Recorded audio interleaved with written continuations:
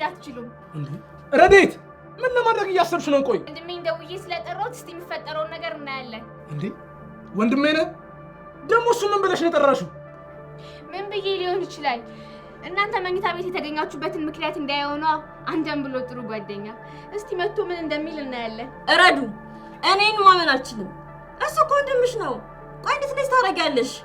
ቆይ እንዴት ወንድምሽን ለመተት ትሞክሪያለሽ ሴትዮ እኔ ወንድሜን ከማይረቡና ከመጥፎ ሰዎች አራኩት እንጂ ትዳሩን አልበተንኩም ገባሽ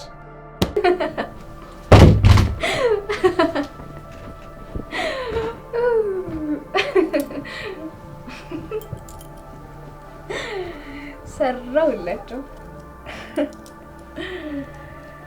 እነዚህ ማረው የታሉ ውስጥ